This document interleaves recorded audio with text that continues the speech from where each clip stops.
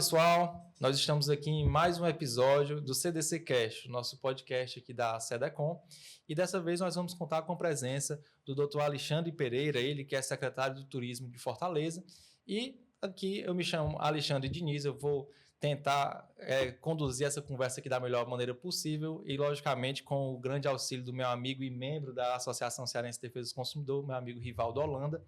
E com isso, eu gostaria de passar aqui a palavra prontamente ao Dr. Alexandre Pereira, primeiramente agradecendo pelo seu convite, de ter vindo ao nosso podcast para, a gente está trazendo uma pessoa que é de fora da área jurídica, Dr. Alexandre, mas de fora, mas não tanto, né? Porque acaba participando ali das questões relacionadas aos meandros jurídicos de consumidor, especialmente do consumidor turista. Mas a gente quer trazer sobre uma perspectiva diferente, né? Para a gente, de repente, enxergar como é que Fortaleza tem visto essa questão do turismo, especialmente como se prepara em relação aos consumidores que são atraídos, porque basicamente todo turista ele acaba sendo um consumidor por via de consequência.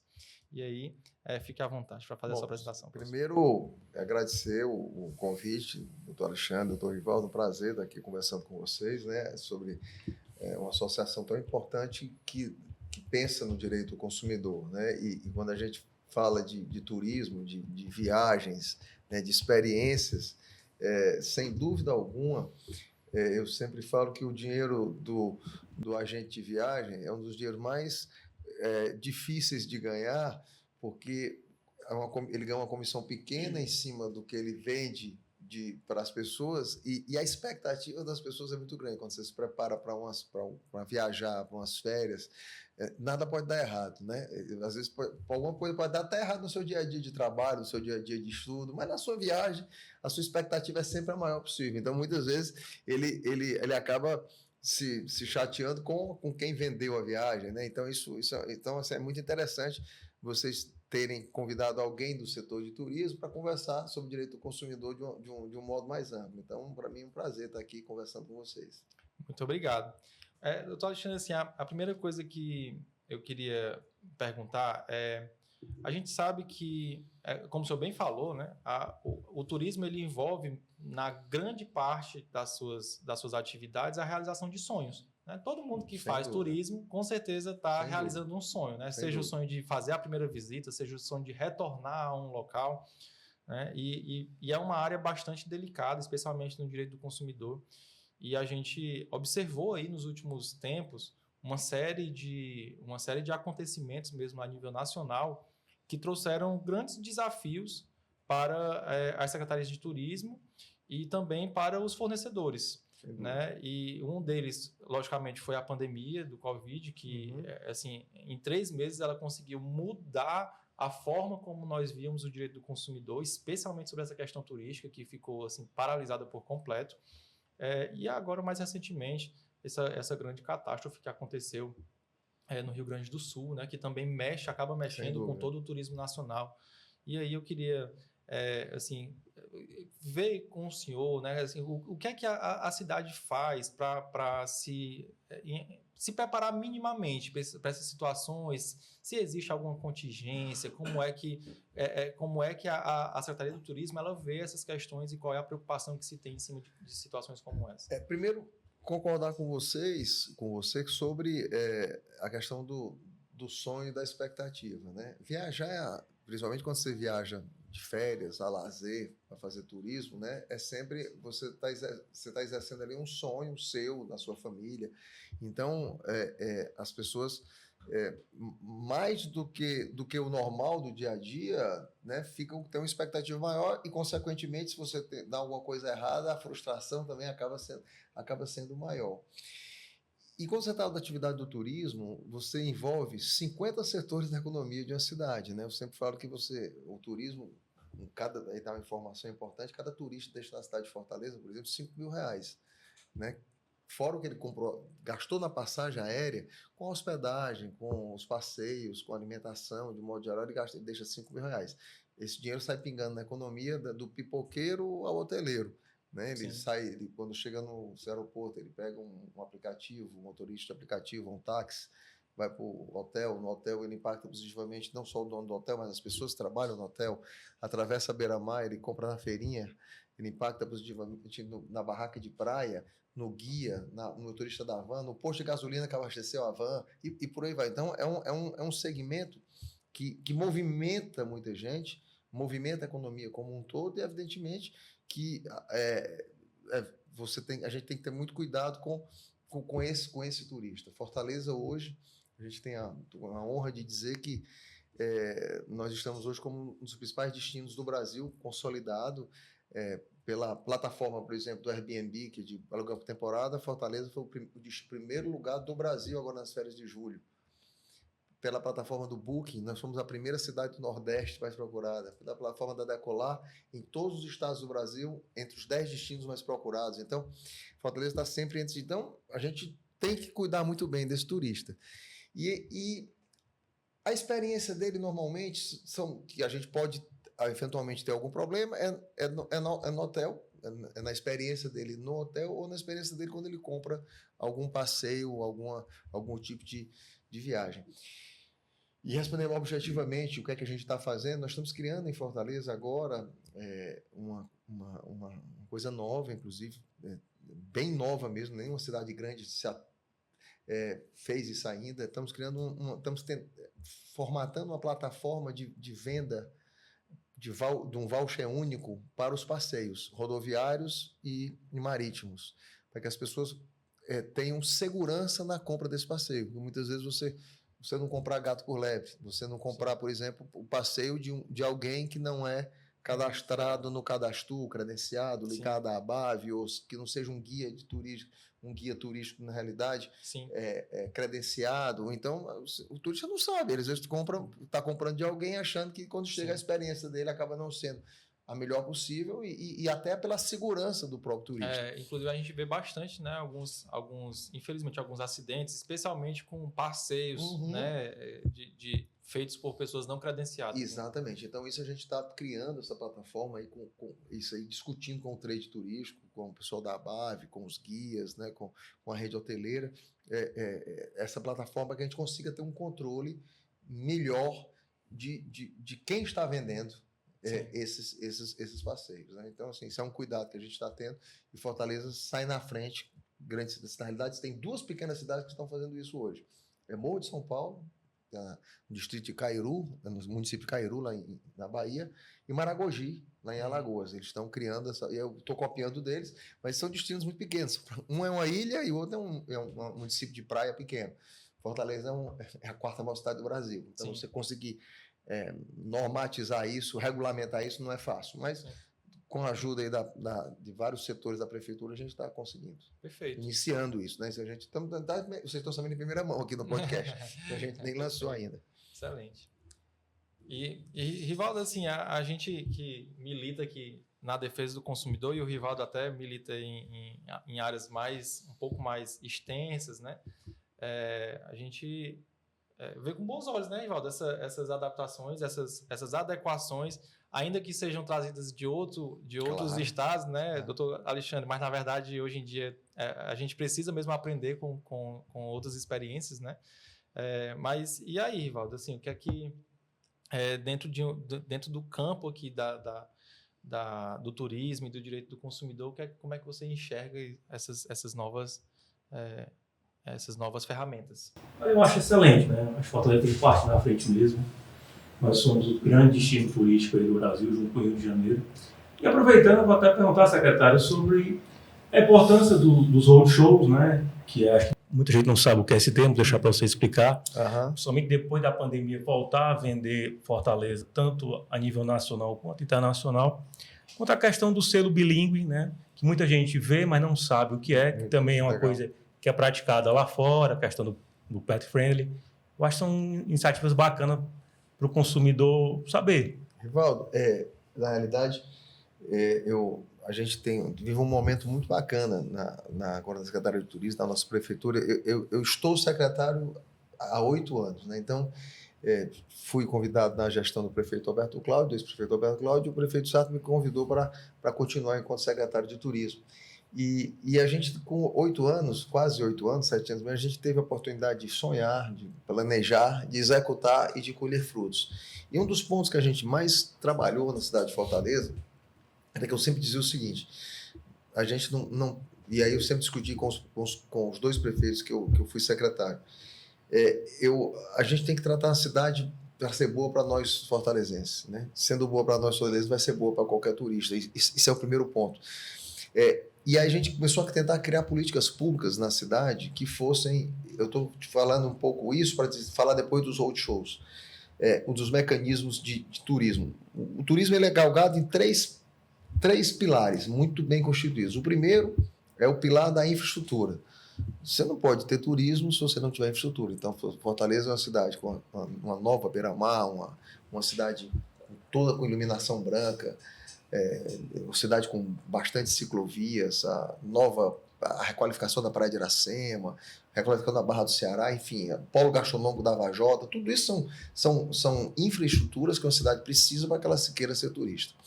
O outro ponto é a capacitação, é o que você falou do Fortaleza Bilíngue, essas coisas que aconteceram na cidade, nômades digitais, e eu vou explicar aqui, Fortaleza Pet Friendly, são ações que acontecem na cidade que você envolve o morador e envolve o trade turístico.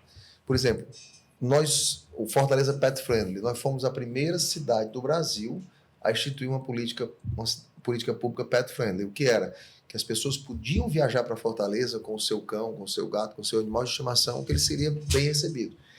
Mas essa política pública só funcionou, Rivaldo, porque os hotéis abraçaram. Eu hoje tenho mais de 20 hotéis na cidade de Fortaleza que recebem pet. Mas não é só receber o pet, não. Ele tem a caminha para colocar o pet no quarto, aguinha gelada, ração. Quando o pet vai embora, a pessoa vai embora, o tutor com o pet recebe um cartãozinho. Então, vai nas barracas de praia, tem esse mesmo atendimento. Mais de 100 bares e restaurantes. Os maiores shopping centers da cidade, todos recebem pets com carrinho e tudo. Então, a cidade é pet friendly. Então, aí eu posso fazer um roadshow lá fora, no Sudeste, lá em São Paulo, ou lá na Argentina, ou nos Estados Unidos, ou na França, ou em Portugal, onde a gente quer trazer turistas, e dizer, vá para Fortaleza, leve seu pet, que lá você é bem tratado. Você não pode mentir. Então, assim, quando eu vou fazer a promoção, às vezes, vamos fazer promoção. Ok, eu posso fazer a promoção, incentivo lá que o operador, o agente de viagem, o turista venha para a cidade, quando chega aqui, não é bem assim como eu vendi, entendeu? Então, você tem que preparar a cidade. Então, a gente preparou a cidade com essas políticas públicas. Fortaleza Bilíngue. Foi uma decisão da prefeitura de tornar Fortaleza a primeira cidade bilíngue do Brasil. Nós temos hoje, em Fortaleza, um curso de inglês, francês, espanhol, alemão, gratuito para qualquer fortalezense. Não é só para o trade turístico, não. Qualquer fortalezense pode entrar no site do Fortaleza Bilíngue, site da prefeitura, faz o cadastro lá e ele pode estudar inglês, francês, espanhol, qualquer uma dessas línguas. Essa secretaria que fica aqui na Padre Antônio Tomás, Na realidade, a embaixada bilíngue na Padre Antônio Tomás. Ali é o lugar presencial, que você pode fazer o curso de forma virtual ou você pode fazer o curso de forma presencial. Por exemplo, os taxistas fizeram inglês instrumental, que a gente chama inglês instrumental, é aquele inglês de 15 dias para ele ter noções básicas de como se comunicar com o passageiro. Então, é uma outra capacitação. Nômades digitais. Fortaleza hoje é a cidade de melhor sinal 5G do Brasil, por sorte nossa que os cabos que vêm dos Estados Unidos, da Europa, da África, entram pela nossa Praia do Futuro e daqui distribuem para a América. Os cabos submarinos de transmissão de dados. Então, é uma cidade que já está com 5G sendo instalada em toda ela. Então, a gente tem um sinal para quem quiser de morar em outra cidade que vir trabalhar em Fortaleza, tem um sinal forte de internet. Isso é um atrativo da cidade. Então, esses pontos, assim, são pontos estratégicos de capacitação. Eu tendo isso, eu posso fazer os roadshows, eu posso fazer e mostrar a cidade. Porque também se eu não disser lá fora, se eu não for lá a gente tem aqui hoje 5 voos por semana para os Estados Unidos. 5 para Miami, na realidade, e 1 para Orlando. Mas se eu não for lá na Flórida, dizer para os agentes de viagens, para os operadores, para trazer americanos para cá, esse voo só vai servir para que eu leve brasileiro para comprar lá fora. Sim. Eu tenho 9 voos da TAP de Lisboa para Fortaleza, de Fortaleza para Lisboa, direto por semana, mais do que 1 por dia. Sim. Eu tenho que estar lá em Portugal. dizendo para esses portugueses ou para os europeus que usam a TAP, o que é que eu tenho em Fortaleza, o kitesurf que eu tenho em Fortaleza, o turismo náutico que eu tenho em Fortaleza, é a única cidade do Brasil que você tem 34 quilômetros de orla, você pode fazer todas as atividades náuticas, onde, né, do surf ao kitesurf, ao stand-up paddle, a natação, a canoagem. Então, isso são os roadshows que a gente faz. A gente trabalha estrategicamente nos mercados onde nós temos voos diretos, internacionais, que é Buenos Aires, Orlando e Miami. Paris, nós temos 5 voos, a partir de setembro agora, 5 voos direto para Paris por semana e 11 voos semanais por semana pela Lisboa. Então, esses mercados que a gente tem voo direto, a gente trabalha fortemente a promoção lá, dizendo, venham para Fortaleza.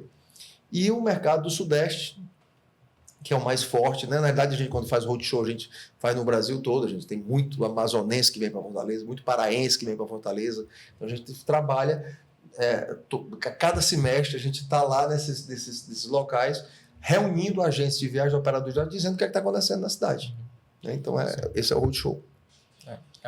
Assim, o senhor falando agora, doutor Alexandre, me ocorreu o seguinte desafio, né? Porque o senhor é secretário de turismo de Fortaleza, mas dificilmente o turista ele vem para se limitar a uma cidade, né? Especialmente no caso do Ceará, que a gente tem aqui uma gama de municípios que possuem praias belíssimas, né? Então, Sim. Normalmente o turista ele vem para fazer essa peregrinação, digamos assim.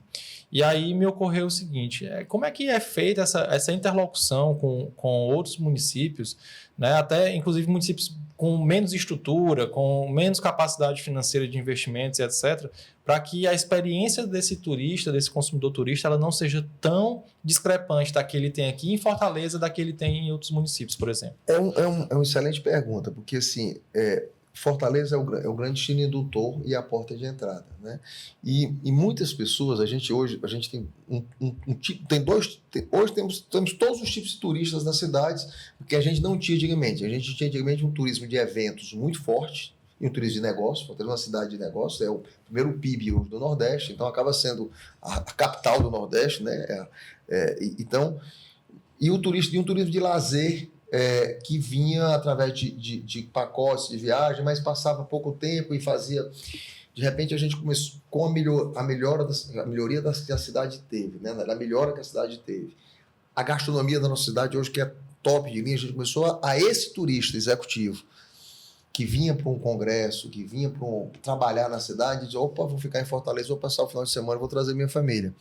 A gente teve uma pesquisa que me deixou assim, muito envaidecido, porque eu nem esperava por ela. Uma coisa é você ser um dos destinos mais procurados de uma forma geral. Outra coisa é você por nichos específicos.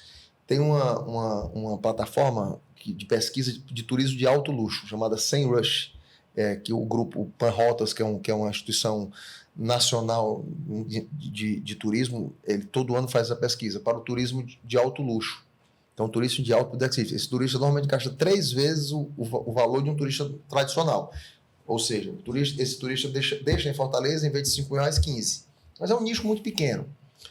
Mas por que me deixou feliz? Porque, embora seja um nicho pequeno, é um nicho de turista de muita exigência. Muita exigência. São vocês, quando viajam, que quando vão viajar para um destino, escaneiam o destino, exatamente, sabem onde é que vão jantar, sabem qual exatamente o passeio que vão fazer. Normalmente, compram a viagem toda pela internet, você mesmo fazendo suas reservas e tal. São turistas AAA, com nível de exigência muito grande. Pois bem, primeiro lugar do Brasil do turista de alto luxo, Fernando de Noronha, ok, né? Top. Segundo, Gramado, ok, top. Terceiro, Fortaleza.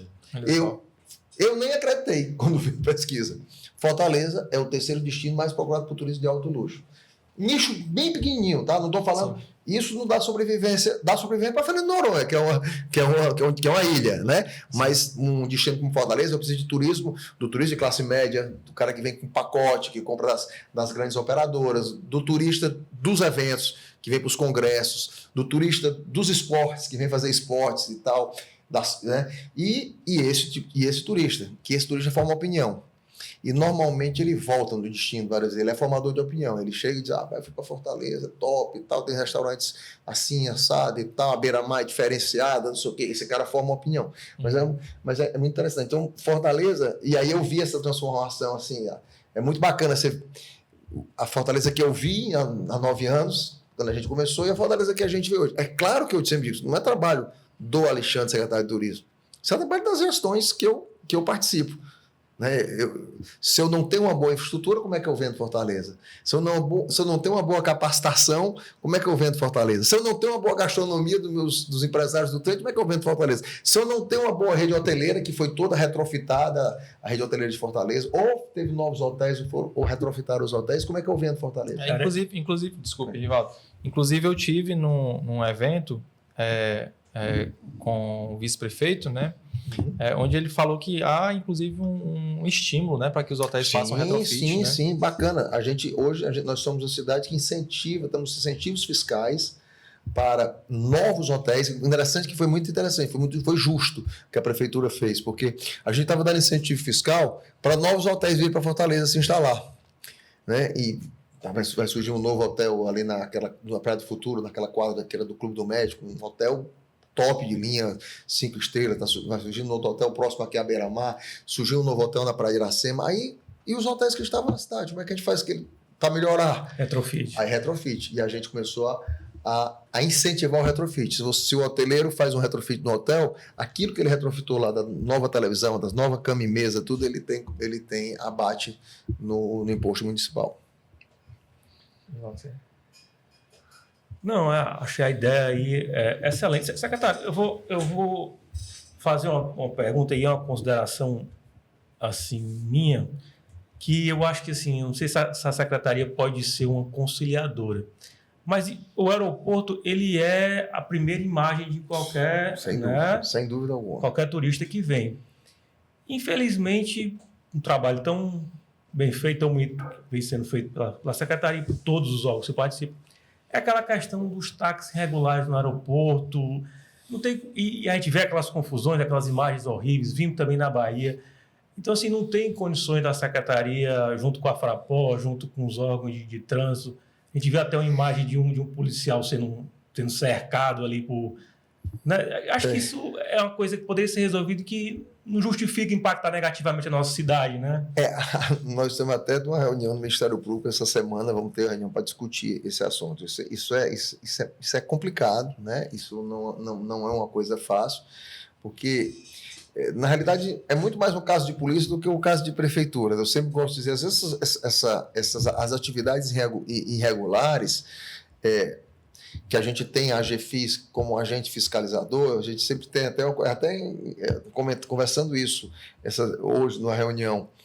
Se eu tenho um permissionário, por exemplo, que ele, vamos lá, o permissionário na Beira-Mar, que eu tenho uma permissão e ele está fazendo alguma irregularidade, está jogando o lixo do quiosque dele, descartando de forma irregular, eu vou lá e multo essa pessoa. Ele não resolve, eu vou lá e caço a permissão dela. Mas quando ele é um irregular ou um informal, ou ele não existe, eu não tenho nem como fiscalizar. Então, é muito mais caso de polícia do que de fiscalização da prefeitura. Né? Então, assim, eu acho que isso tem que ser uma demanda da Fraport, que é uma concessionária do Estado, né? Tem uma relação direta com o Estado, e exigir um policiamento ostensivo. Né?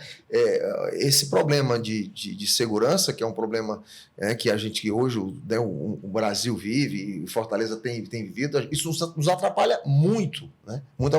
A gente tem feito das tripas coração para melhorar o policiamento da cidade. Só agora foram efetivados mais de 1.000 guardas municipais, estamos armando a guarda municipal, fazendo uma atividade que na realidade não é dever de município, é dever de Estado. Né? Então, eu concordo com a sua preocupação e acho um absurdo. E isso é caso de polícia mesmo. Tem que estar policiamento lá e não deixar. Né? Tem que estar lá direto, né? O policiamento. E não dá para ser uma vez por outra. Tem que estar lá direto e regulamentar. Na realidade, o indivíduo que está ali, ele, além de não ser regular, aquilo é uma atividade marginal. Exatamente. dentro do terminal. Né? Exatamente. E acaba colocando o próprio consumidor, o turista, numa situação de risco. De né? risco. Porque o consumidor ele não consegue identificar isso. Né? Quando ele chega, ele não consegue total, identificar. De risco, não consegue mesmo. Eu durante um... A gente até diz muito, é uma oportunidade de dizer que procure os taxistas credenciados, as cooperativas que estão lá. Né? Então, assim, isso é fundamental. Sim. A gente tem, na verdade, eu arrisco até dizer que a gente tem um problema que vai para além do aeroporto, né? Por exemplo, assim, hoje isso não é segredo para ninguém. Quando a gente vai ali na Praia do Futuro, por exemplo, se você está numa barraca, você é constantemente abordado por vendedores que, acredito eu, não possuem algum tipo de cadastro formal. Né? É verdade. Eu até um dia desse vi foi até uma blogueira que postou, fazendo um meme, né? Fala que você era permanentemente importunado quando você estava lá. Né? Isso é verdadeiro, né? E também a gente sempre fica assim com um pouco de proporção, porque ao mesmo tempo aquele é um trabalhador. Sim, que está lá querendo trabalhar, querendo ganhar o sustento dele, vender a cocada dele, vender o óculos dele e tal. A gente, isso em um país como o nosso, né, do subemprego, ainda da desigualdade social muito grande, né, Fortaleza é uma cidade muito grande, ainda com desigualdade das grandes cidades, a gente vê aquele trabalhador ali. Então, assim, importuna sim, mas eu sou frequentador das barcas de praia da Praia do Futuro. Em algum nível é necessário, né? Assim, pela própria experiência do turista. Eu acho que o turista às vezes leva de boa, né? E assim, o que tem que ser feito, assim, é que as barcas de praia têm que nos ajudar também. Porque eles estão lá fazendo a atividade deles lá e tentando, de alguma forma, regular aquilo lá. Porque a gente acaba não conseguindo fiscalizar tudo. A gente fiscaliza o calçadão, por exemplo, para ordenar o calçadão. Aquilo já foi um trabalho grande, porque existiam ali tantos ambulantes de quiosque tentando vender ali no calçadão para os turistas que se frequentam as barracas de praia, que às vezes nós não conseguíamos nem entrar na barraca de praia, nem. Então a gente conseguiu agora ordenar, como a gente ordenou a Beira-Mar, estamos ordenando agora a Praia de Iracema, ordenamos a Praia do Futuro. Mas na faixa de areia já é mais difícil, é um outro desafio. Realmente não é fácil, mas a gente tem uma parceria muito, muito boa com as barracas de praia, a gente sempre, isso é uma coisa que a gente tenta conduzir de uma forma que nem atrapalhe tanto o turista, nem restrinja tanto. Eu durante algum tempo da minha atividade profissional, né, hoje eu sou advogado, né, mas eu já trabalhei no Ministério Público Estadual, especificamente no DECOM, que é o órgão de defesa do consumidor. Né? Sim. E eu acompanhei a instalação, além da descentralização do órgão, eu acompanhei a instalação da unidade do DECOM no aeroporto. Né? E uma das coisas que eu consegui constatar naquela época, secretária, é que era uma demanda reprimida muito grande que existia. A gente não sabia que a demanda era tão grande como ela passou a ser. Assim, muitas vezes no nível informacional. Não era nem como se o consumidor quisesse chegar lá para abrir uma reclamação, mas ele queria informações. Né? E aí, assim, a título de brainstorm, tá, doutor Alexandre? Assim, será que também não falta a gente, do mesmo jeito que se tem o cuidado, por exemplo, em ensinar para os fornecedores, por exemplo, sobre ensinar os fornecedores inglês, espanhol, etc. Será que também a gente não poderia fazer oficinas de capacitação para falar com eles sobre direitos do consumidor turista, por exemplo? Se a gente não poderia fazer cartilhas, como já vimos em outros países, por exemplo, você recebe cartilhas para você ter cuidado, inclusive com questões sociais, tenha cuidado com batedores de carteira no metrô, tenha cuidado com isso e tal. Se a gente também não poderia fazer cartilhas orientadoras para o consumidor turista, por exemplo, especialmente o que vem do exterior, que normalmente até online, né? Eu acho excelente ideia, e estou absolutamente aberto. E só para não trazer o problema sem trazer uma solução, eu já coloco a associação à disposição. Pois eu já me coloco assim, totalmente aberto a gente pensar, porque nós temos hoje algumas casas do turista, pontos de informação do turista espalhados na cidade. Temos no aeroporto, temos na rodoviária, na Beira-Mar, no Mercado Central. Então e são pontos de informação, né? E o turista realmente procura e ele, né? E essa questão da informação, ela é muito importante. E eu vou te dar aqui um exemplo, contar com uma coisa para vocês, que é de informação que a gente capacitou à hotelaria, uma coisa simples. Eu fui convidado, como eu fui convidado aqui por vocês para uma entrevista, num programa chamado Ponto Cego. E é um programa que são 2 cegos, né? E o nome é cego mesmo, não é deficiente visual, quem usa óculos, quem não enxerga é cego, né?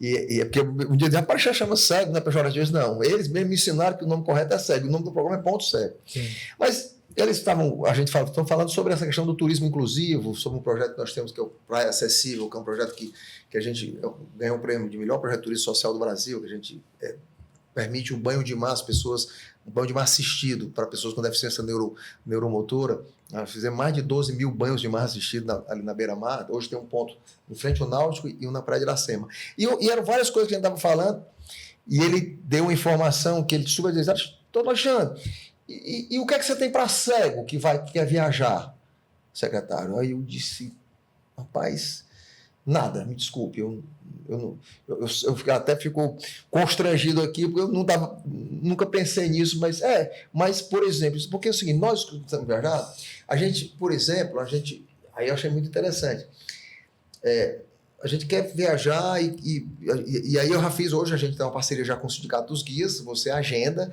na nossa casa do turista, se o cego estiver em Fortaleza, ele vai um guia com hora marcada e faz um tour com ele pela cidade e vai contando para ele a história da cidade, né? Com um áudio guide, ao vivo. A gente já tem isso, mas nós não tínhamos.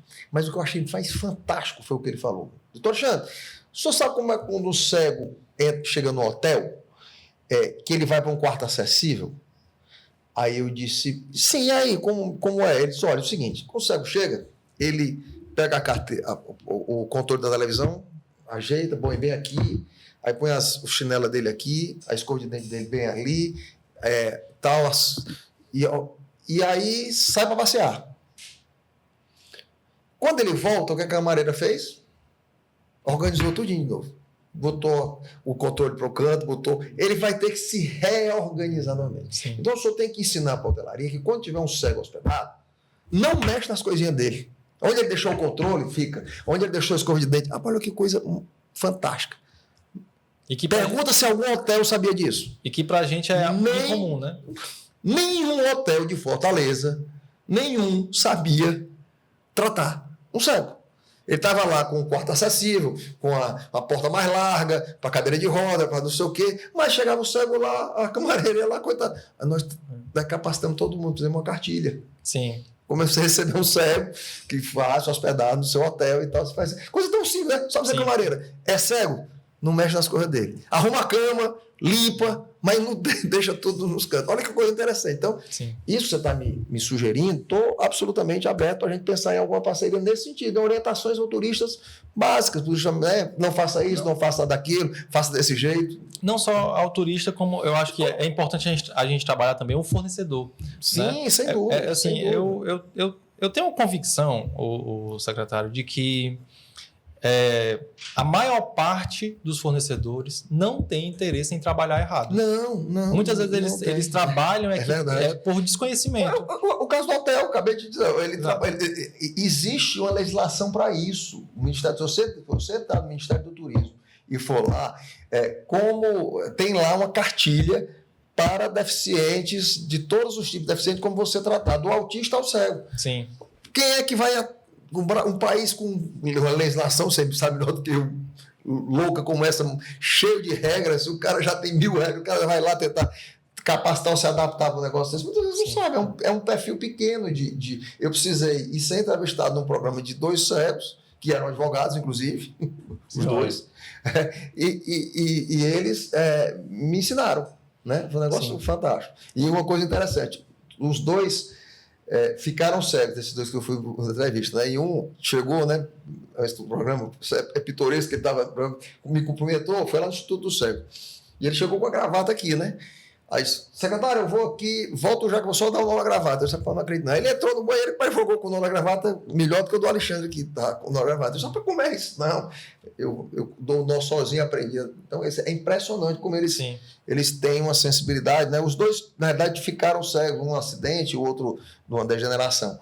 Mas eles querem viver a vida Sim. como todos nós, né? São consumidores, né? Isso, exatamente. Porque a gente, quando vê, vai muito deficiente, o deficiente da cadeira de roda, né? Eu vi agora uma coisa fantástica, eu vou fazer a propaganda gratuita. O Rio Mar hoje tem um atendimento para autista que eu achei fantástico. Ele tem hoje aqueles fones de tapa de ouvido para o barulho. Porque o shopping tem muito barulho. E às vezes a criança autista ou autista tem fica nervoso com aquele barulho. Sim. Então você tem isso. Então isso é muito bacana, esse tipo de coisa. E cada vez que a gente vai se aprimorando, né? Assim, eu sou um apaixonado, me apaixonei pelo tema do turismo, mas eu vejo que a diferença nas cidades vai sendo percebida por essas pequenas coisas, né? Sim. Hoje eu até nem falei para você, hoje eu estou presidente da Associação Nacional dos Secretários de Deus do Brasil, né? Fui escolhido pelos meus pares, né? E hoje eu tenho a oportunidade de ver o que está acontecendo no Brasil todo, né? E poder, né? E a gente está muito distante ainda do que seria o ideal para o turismo inclusivo, né? Então é uma coisa que a gente está ainda engateando, mas eu acho que... Sim. Até assim, foi interessante você trazer esse ponto, porque na associação, né, Rivaldo, a gente tem algumas colegas que são mães de filhos autistas, né? Uhum. E elas estão sempre levantando a bandeira de que a gente tenha a percepção de olhar também para necessidades que não são só as necessidades para as quais nós olhamos convencionalmente. Os convencionais, exatamente. E aí, assim, eu me recordo que no congresso que nós fizemos no ano passado, o Congresso de Direito do Consumidor, todo ano nós fazemos um congresso de Direito do Consumidor. Nós fizemos um ano passado e nós fomos conhecer o CREAS, né, que é o Centro de Referência em Educação e Atendimento Especializado do Ceará. Né? Ele pertence à SEDUC e, assim, quando o CREAS, ele tem lá dentro uma biblioteca e também tem um departamento de transformar os livros habituais em livros em braille, né? E, assim, eu fiquei embasbacado com como é um mundo que a gente, apesar de estar aqui, a gente conhece, todos nós conhecemos pessoas cegas e tudo, mas é um mundo à parte. É verdade. Né? E que por mais que a gente se esforce, a gente não consegue se colocar no lugar de uma pessoa com essa necessidade. E, consequentemente, a gente precisa também ter essa sensibilidade, né? E aí, só concluindo, a gente acabou tendo a ideia de ano passado, a gente pegou o memorando do congresso, que tem lá dizendo as palestras, os horários e tudo, a gente conseguiu que o CREAS franqueasse para a gente 10 unidades, para que a gente deixasse disponível no congresso, para que se eventuais visitantes tivessem necessidade de ter um documento desse, eles tinham lá para poder acompanhar o congresso juntamente com a gente, saber quem é que ia entrar, quem é que ia sair, e uma pessoa lá em Libras, que sempre nós botamos também uma pessoa para fazer a tradução instantânea da conversa em Libras, né? Mas muito interessante essa iniciativa, né? Então, só para concluir o trabalho da SEDECOM, agora eu vou fazer como secretário, vou fazer uma propaganda. 3 meses atrás, nós fomos até o supermercado São Luís, justamente para tentar fazer essa parceria para que fornecesse os fones, justamente porque é uma bandeira da SEDECOM.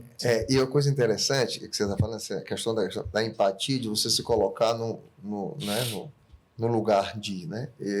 Eu recentemente fiz uma cirurgia no joelho, fiquei 2 meses, quase 15 dias de cadeira de rodas e depois de muleta e tal, e eu vi a dificuldade, mas numa Fortaleza bem melhor que está hoje em dia, e as pessoas com mais também, assim, os empresários, as empresas com mais atenção à acessibilidade. Mas uma das coisas que mais me chocou, eu era presidente na época do Centro Industrial do Ceará, do SIC, eu estou falando de 2004, faz 20 anos isso. A gente fez um evento na FIEC na época, e eu não lembro bem, o evento tinha um momento que falava dessa questão da acessibilidade, das questões, e eu achei muito interessante. O cara que organizou o evento pediu 15 voluntários, 10 voluntários, na verdade, 10 voluntários, para se tornar um cadeirante ali. E estava as cadeiras de roda lá em cima. Lá, pronto.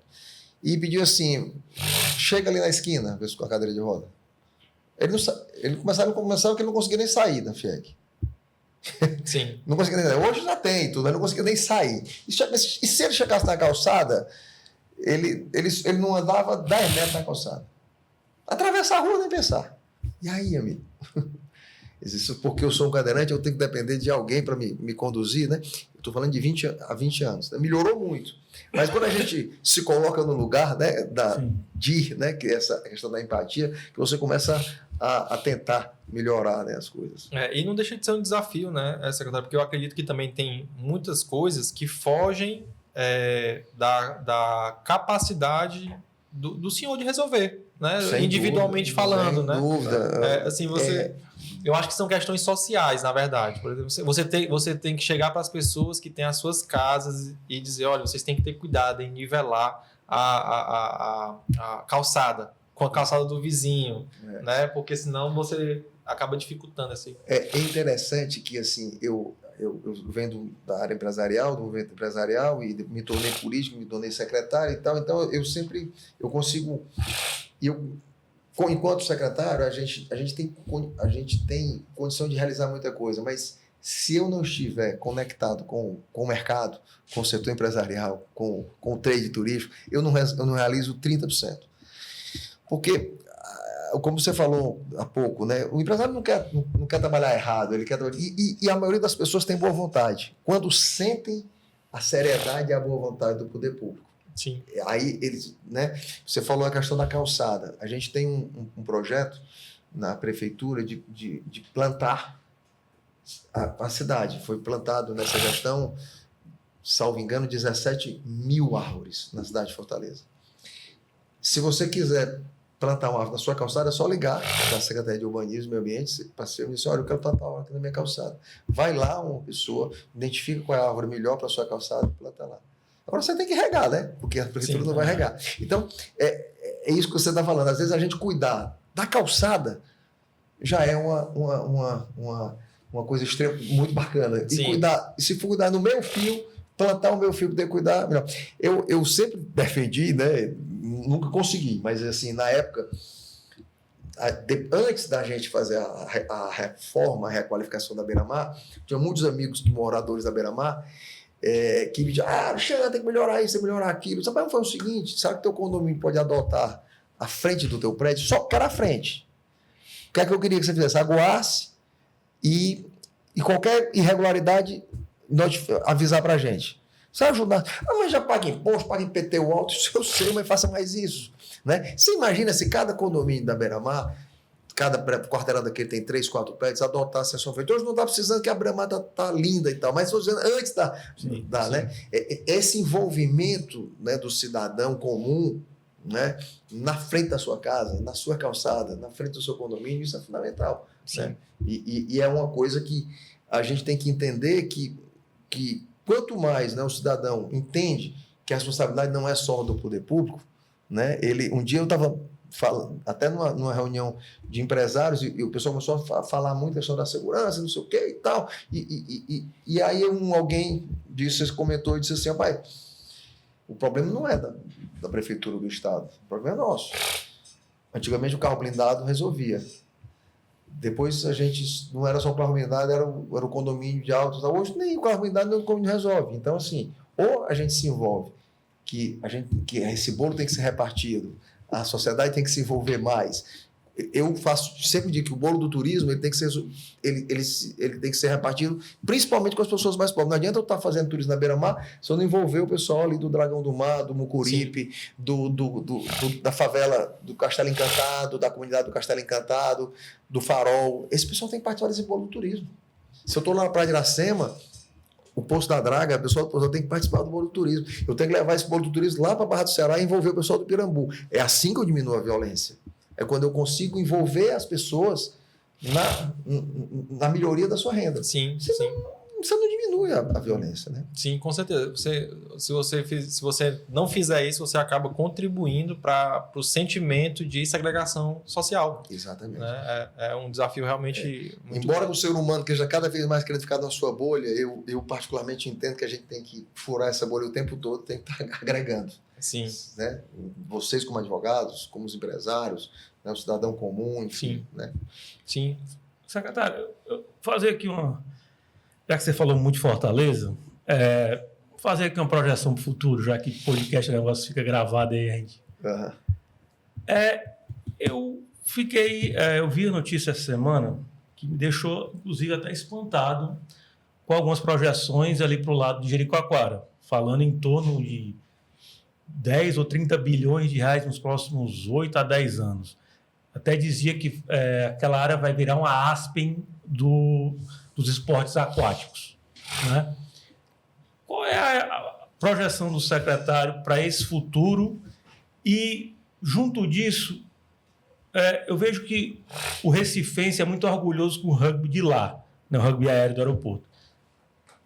Esses números batem, qual é a projeção do secretário para aquela área? E, para se chegar pelo menos muito perto disso, o rugby aéreo vai ter que crescer ainda mais, né? Bom, primeiro, tem duas coisas que eu achei muito bacana que você falou.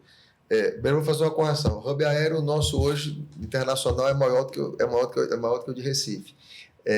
Mas a gente disputa permanentemente com Recife e Salvador. Mas a gente está ganhando tanto no PIB, né? Tanto em PIB, como em turismo, né? Como no desenvolvimento econômico. Mas, enfim, você falou uma coisa que eu achei fantástica. A Aspen dos esportes náuticos. Vou até copiar isso aí, porque eu sempre, quando das minhas palestras que eu falo do Fique kite, à vontade, é seu. do kite, eu falo do kite, porque foi interessante o que você falou, porque assim, eu sempre comparei o esporte, o kite surf, com o esqui na neve.